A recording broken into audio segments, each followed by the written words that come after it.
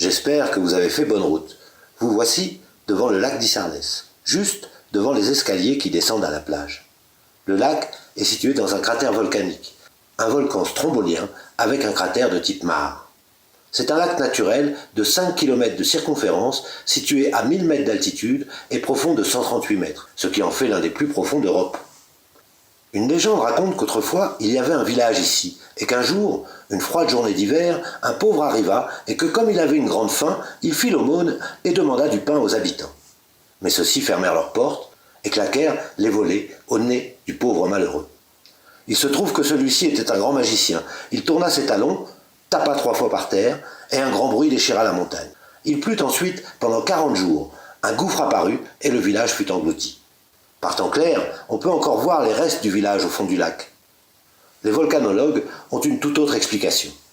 Ici, il y a environ 80 000 ans, de grandes quantités d'eau vont s'infiltrer profondément par des failles.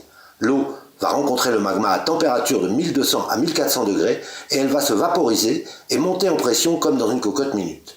De violentes explosions vont se produire, fragmentant les roches rencontrées. Le basalte, les cendres et les roches vont retomber et se déposer en anneaux autour du cratère circulaire, formant des mares. Il est possible que les roches retombées obstruent le cratère et de nouvelles explosions ont lieu. Avec le temps, la cuvette peut se combler d'eau et il se forme un lac comme celui devant vous. Aujourd'hui, à la belle saison, vous pouvez vous baigner dans le lac. Les eaux y sont pures et claires. Ce lac sert même de réserve d'eau potable pour le sud de l'Ardèche. Il est même possible de faire du pédalo ou du paddle et la pêche y est autorisée, avec la carte bien sûr. Les principales espèces sont la truite ou le saumon de fontaine, l'omble, le chevalier, le corégone et le christovomeur. Un sentier aménagé fait le tour du lac. Il faut compter 1h30, 2 heures pour en faire le tour. Si vous êtes toujours sur le haut des escaliers qui mènent à la plage et que vous regardez vers le lac, alors la route qui part en montant sur votre gauche marque le début de ce sentier. Même si vous ne souhaitez pas faire le tour du lac, je vous invite à suivre ce sentier sur 300 mètres environ afin de découvrir les habitations troglodytiques creusées dans la roche. Le lac appartenait autrefois aux moines de l'abbaye de Mazan et ils avaient pour surveiller et entretenir le lac installé un garde-pêche. C'est lui et sa famille qui ont aménagé au fil du temps et habité dans ces grottes jusqu'en 1928.